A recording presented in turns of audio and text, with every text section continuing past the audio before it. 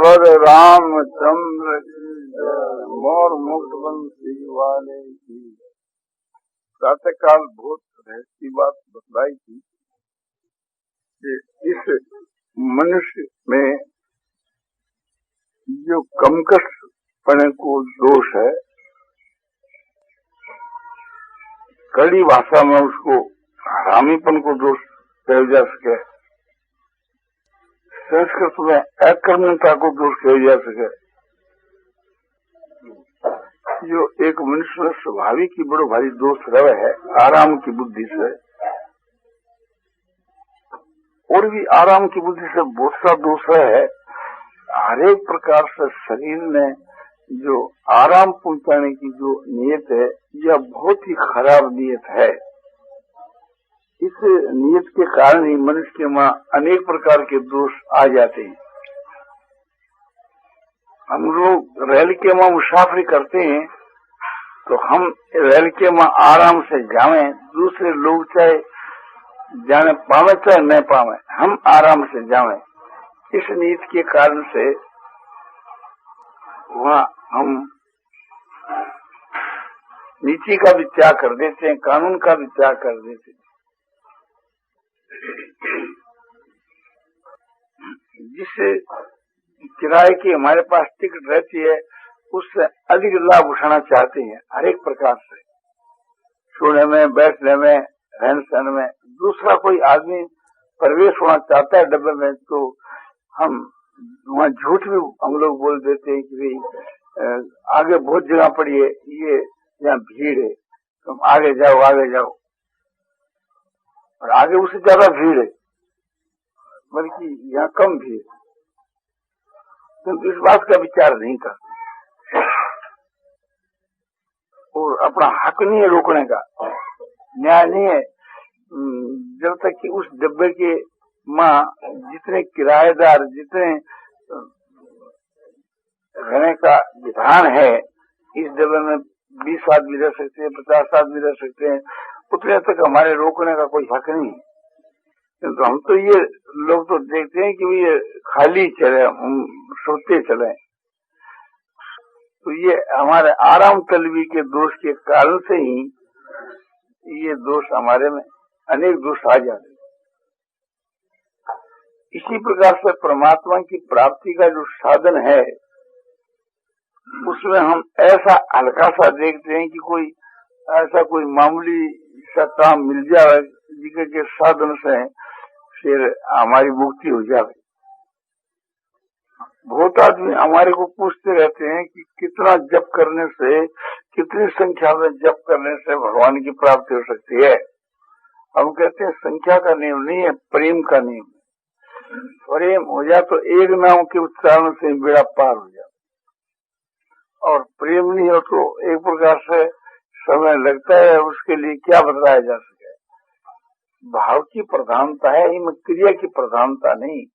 इतनी क्रिया से हम मन लगा करके यदि क्रिया करें, प्रेम से क्रिया करें तो थोड़े में काम हो जाता है। और मन संसार में सैल करता फिरे, शरीर से इंद्रिया से क्रिया करते रहें तो उसका मूल्य बहुत ही कम है। तो मन को तो आदत पड़ गई सैल करने की। जैसे लड़का एक प्रकार से खेलने कूदने में समय लगा देता है और माता पिता की नहीं सुनता, वे कहते रहते हैं, निगरानी करते रहते हैं, किंतु लड़का तो माता पिता को भी धोखा देकर के और चला ही जाता है, जाने के बाद मालूम पड़ता है।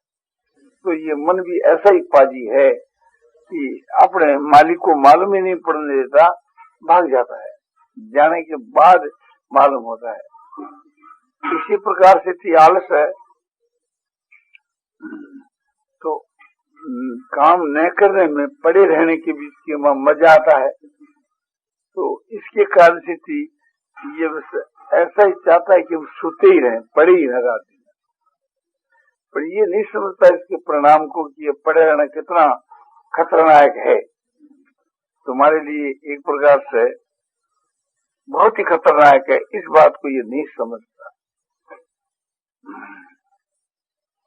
तो सत्संग करता है तभी निद्रा आती है, पुस्तक पढ़ता है तभी निद्रा आती है, जप करता है तभी निद्रा आती है, ध्यान करता है तभी निद्रा आती है। तो ये निद्रा देवी तो इसका पेड़ छोड़ती ही नहीं।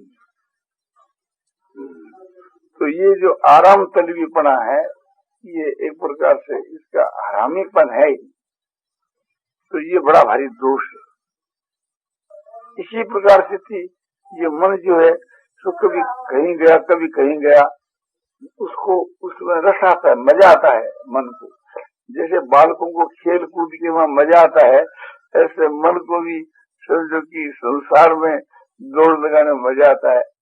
नहीं तो आप सोचो कि अनेक जन्म हो गए, इससे माँ को यदि मजा नहीं आता इसको, तो ये क्या इसकी दौड़ धूप नहीं छूटती। अनेक माने अनेक जन्म खो दी इसके बीच के माँ, और इस जन्म के बीच के माँ वही आदत बड़ी हुई है। तो मन की जो चंचलता है ये राष्ट्रीय दोष है इसमें, और आलस्य और हरामीपन है ये तामसी दोष है। तो राष्ट्रीय और तामसी ये दोनों बड़े दोष हैं। इनको दूर करने के लिए शास्त्रों में अनेक उपाय बताए, किंतु उनके अनुसार अब चलता कौन है, परिश्रम कौन करे।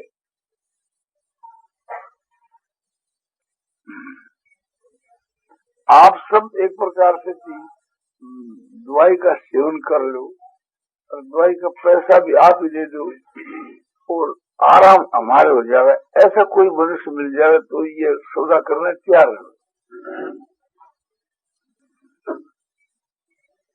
किंतु जो बीमार आदमी है वो खुद यदि औषध का सेवन नहीं करेगा तो बीमारी मिटनी मुश्किल है। ऐसा हमने कोई वैद्य नहीं देखा कि वो खुद दवाई का सेवन कर ले और बीमारी हमारी मिट जाए। दवाई जो है खाने के समय में कड़वी है, किंतु परिणाम उसका बहुत अच्छा है। हमारी हमारे को मिल जाए, स्वर्ग हमारे को मिल जाए, ऐसा सौदा तो हर एक आदमी कर सकता है। भगवान के नाम का जो जप है इसका भी ये रहस्य नहीं समझता। बहुत से आदमी उसका उल्टा रहस्य समझ करके दुरुपयोग करते हैं, जिससे उनका पतन हो जाता है। उल्टा रहस्य ये है कि पुस्तकों में सुन लिया कि भगवान के नाम के जप की इतनी सामर्थ्य है कि इतना पाप एक हरिजन भी नहीं कर सकता। एक समझो कि मैं फिर भी नहीं कर सकता इतना पाप। हरि के नाम में पाप के नाश करने की जितनी शक्ति है, ये बात सुन ली। तो इसका अभिप्राय तो यह है कि उसके पूर्व के सब पाप तो नाश हो जाओ और नए पाप बन नहीं सके उस नाम के जप के प्रभाव से। प्रभाव तो इसका यह है, हम लोग उसका दुरुपयोग यह करते हैं कि खूब पाप कर लो और उसके बाद भजन कर लेंगे तो फिर उसको धो डालेंगे। तो ये एक प्रकार से मूर्खता है। तो इससे पाप बढ़ जाते हैं। तो भगवान के नाम का जो जप है वो पाप बढ़ाने वाला तो नहीं है, पाप के नाश करने वाला है। नाश करने का अभिप्राय यह है कि वर्तमान में पहले के पापों को नाश कर डाले। कोई गवर्नमेंट का अपराधी होता है, हम गवर्नमेंट से दंड बढ़ाते हैं, तो उसका अभिप्राय यही रहता है कि हम उनके अपराधों के लिए गवर्नमेंट से क्षमा प्रार्थना करते हैं, हमको माफ कर दिया जाए और भविष्य में हम गवर्नमेंट के विरुद्ध कभी नहीं जाएंगे। तो गवर्नमेंट इस बात को स्वीकार कर लेता है।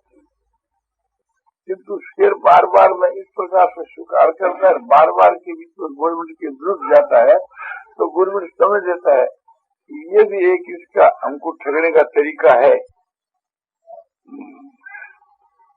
तो फिर उसका गवर्नमेंट विश्वास नहीं कर। इसी प्रकार से ईश्वर को समझो कि अंतर्यामी सब देखता ही रहता है, वो तो पहले से विश्वास नहीं करता। तो जो आदमी ईश्वर को धोखा देना चाहता है वो ईश्वर को धोखा तो दे नहीं सकता, अपने आप को धोखा देता है या दुनिया को जो धोखा देता है, या तो वो भी दुनिया को नहीं है, उसको अपने आप को ही धोखा है। मैं यदि भजन ध्यान करके लोगों पर ये असर डालूं कि मैं भगवान का बड़ा भक्त हूँ और वास्तव में भक्त नहीं हूँ, तो उस हालत के बीच के वहाँ मैं दुनिया को धोखा दे रहा हूँ लोक दृष्टि में, किंतु वास्तव में दुनिया को धोखा नहीं है, मुझको ही धोखा है, क्योंकि उसका दंड तो मुझको मिलेगा ना। दुनिया को तो जो कुछ एक प्रकार से सुख या दुख मिलता है तो अपने प्राण से मिलता है। मैं किसी को धोखा देकर के अधिक दुख नहीं पहुंचा सकता, किंतु प्रतीति ऐसी होती है कि मानो मैं उसको धोखा दे रहा हूँ। वो धोखा देना भी ठीक है मेरी दृष्टि से, कर्ता की दृष्टि से वो धोखा है, इसलिए कर्ता को दंड मिलता है और भोक्ता की परिस्थिति उसका प्राप्त का भोग है। तो कर्ता पुरुष को एक प्रकार से ऐसा कभी नहीं करना चाहिए, वो अपने आप को धोखा देना है, उसका नतीजा कर्ता के लिए खराब है। तो भगवान के नाम का जो जप है उसका ये प्रभाव समझना ठीक है कि भगवान के नाम के जप से ही पहले के पाप तो नाश हो जाते हैं और नए पाप बनते नहीं। और इस उद्देश्य से जो पाप करता है कि हम पहला भगवान का भजन किया उसे तुम्हारे पाप नाश हो गए, किंतु अब हम और जो नए पाप करते हैं उनका भी फिर इसी प्रकार से भजन करके धो डालेंगे। तो वो अपने आप को धोखा दे रहा है।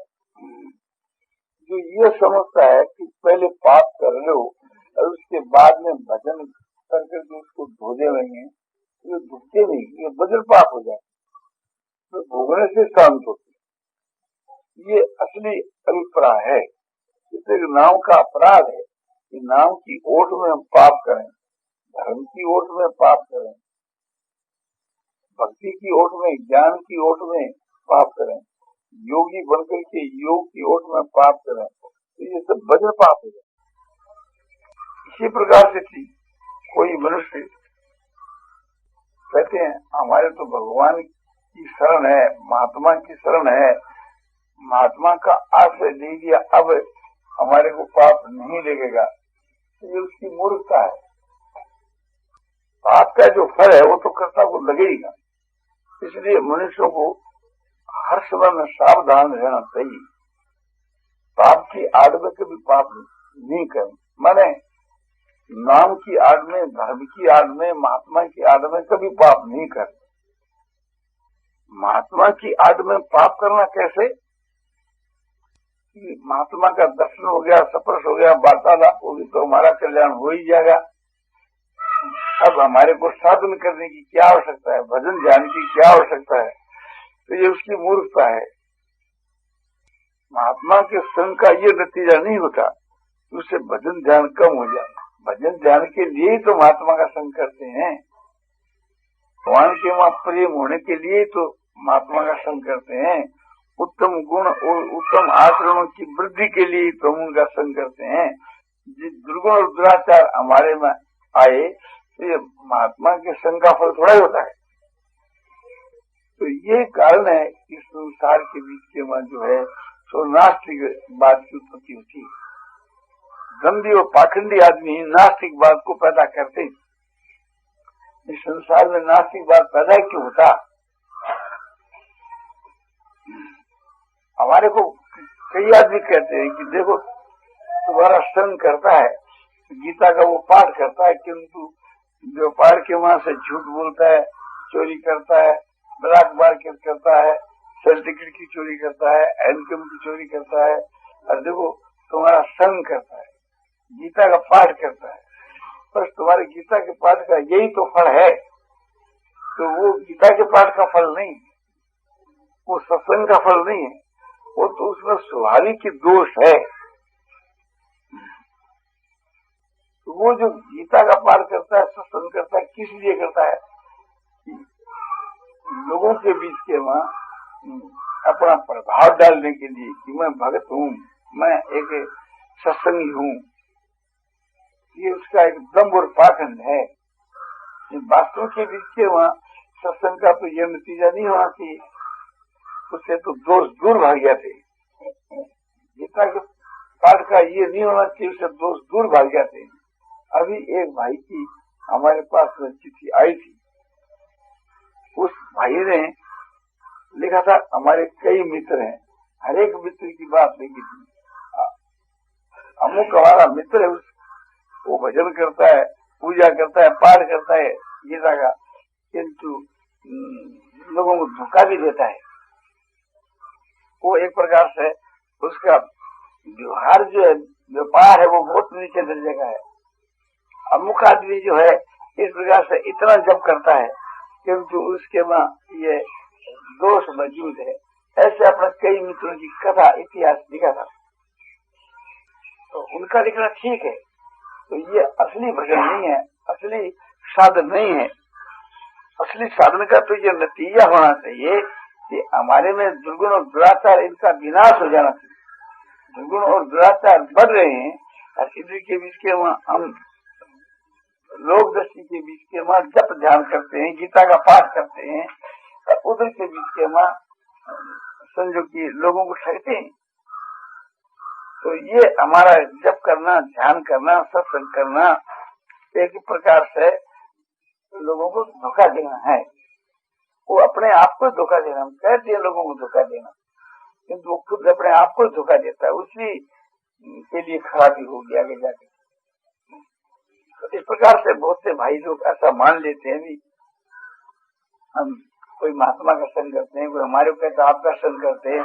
हम तो कहता है कि तुम हमारा संग करके यदि तुम्हारे में कोई अच्छी बात आती है तब तो फायदे की चीज है, और बुरी बात आती है तुम एक प्रकार से क्या लाभ उठाया। तो हमारे में जो कोई अच्छी बात हो तो उसको तो लेना चाहिए, बुरी बात नहीं लेनी चाहिए।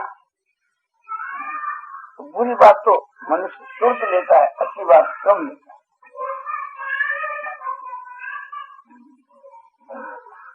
इसी प्रकार से लोग कहते हैं चारों धामों में जाकर आए हैं, किंतु हमारे में काम के लोग ज्यों के त्यों हैं। हम रोज गंगा स्नान करते हैं, किंतु गंगा स्नान कर करके भी हमारे क्रोध का नाश नहीं होता, लोभ का नाश नहीं होता, मोह का नाश नहीं होता, काम का नाश नहीं होता। तो कारण यह है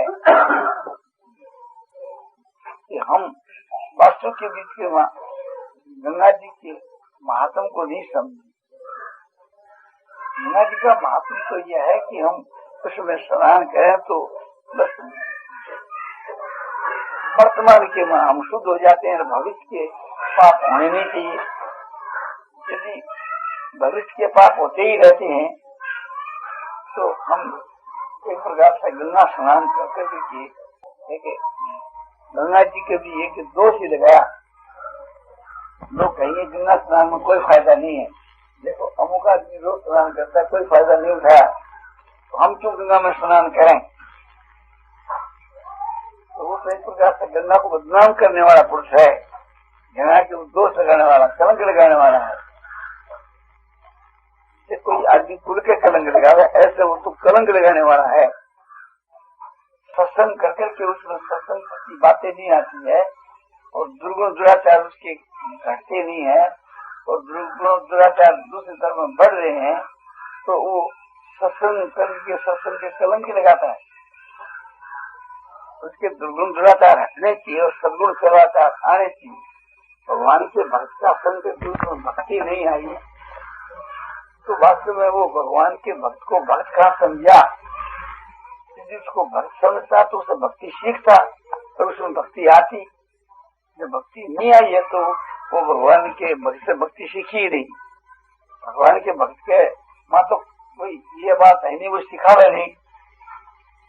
कोई व्यापार का काम नहीं है कि हम व्यापार सिखा दे तो ये हमारा व्यापार छीन लेगा।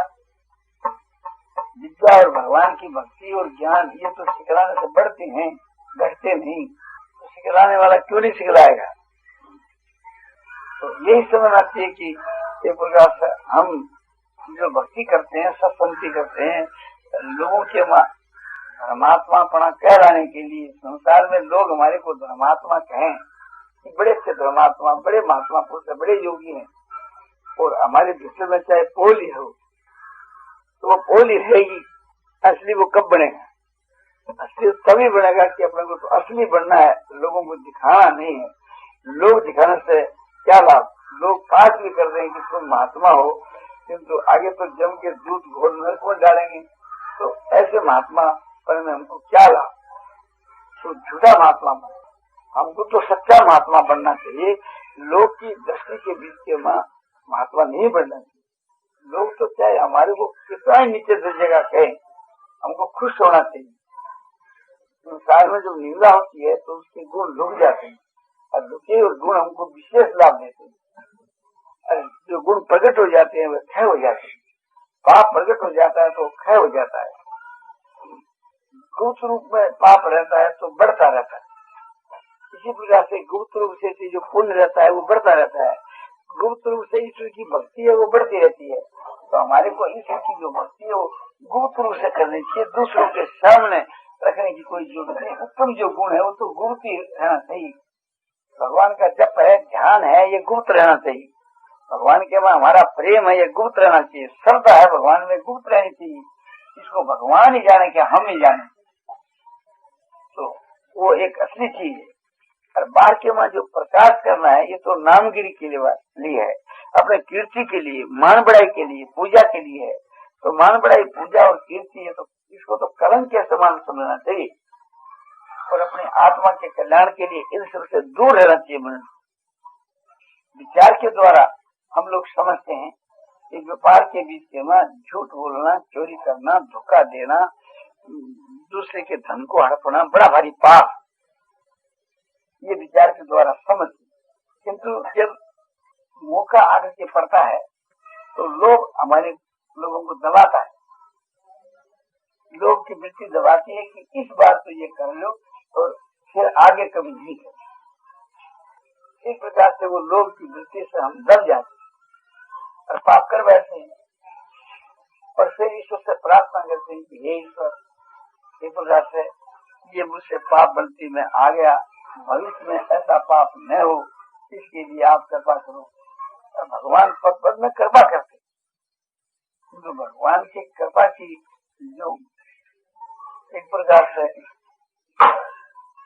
पार है, जन आर उसको तोड़ डालते और फिर भगवान से प्रार्थना करते कि आप दया करके हमारे विषय में जो काम, क्रोध, लोभ, मोह, अहंकार, राग, द्वेष, ईर्ष्या, ये जो हमारे में दोष हैं, इनको हे नाथ, हे प्रभु, हे हरि, हे गोविंद, हे वासुदेव, आप दूर करो।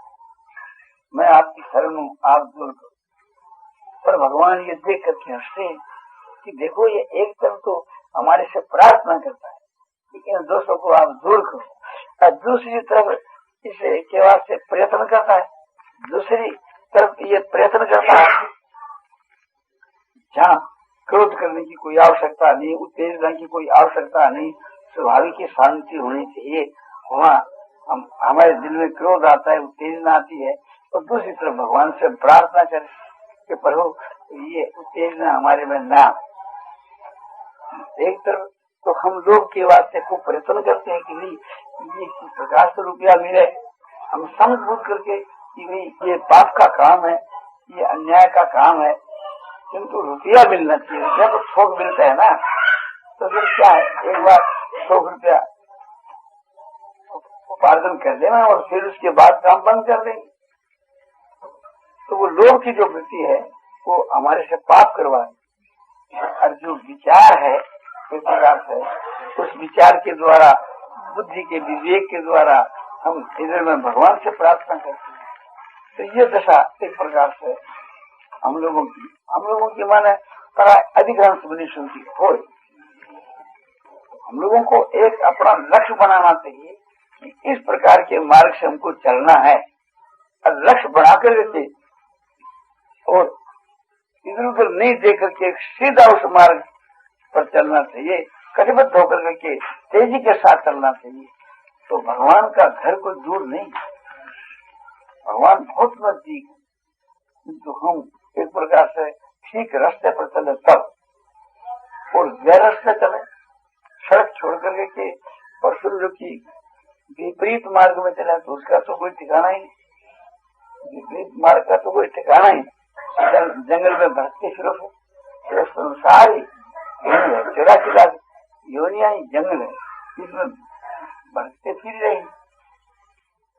और भगवान की प्राप्ति का जो मार्ग है, साधन, वो ही एक सड़क है, और वो सड़क बहुत सीधी, बाकी टेढ़ी नहीं, आग बीच कर सीधा चला।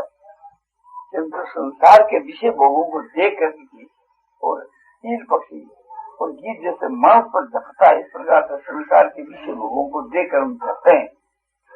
संसार के खाने पीने के भोगों को देख करके उस तरफ हमारी गीत की वहां पर दृष्टि जावे, या समझो कि और जितने जो भोग है सब सफल स्वरूप रसगंध, इनकी तरफ हमारी दृष्टि जावे तो हमारे लिए वो चीज खतरनाक है। विचार के द्वारा एकांत में बैठ करके अपनी आत्मा के बाद निर्णय करना चाहिए कि ये मार्ग है और ये कुमार्ग है, तो मार्ग पर चलना, कुमार्ग पर नहीं चलना, और बड़ी तेजी के साथ मार्ग के ऊपर चलना। नारायण नारायण नारायण श्रीमन्नारायण नारायण श्रीमन्नारायण नारायण श्रीमन्नारायण नारायण श्रीमन्नारायण नारायण श्रीमन्नारायण नारायण श्रीमन्नारायण नारायण श्रीमन्नारायण नारायण श्रीमन्नारायण नारायण नारायण नारायण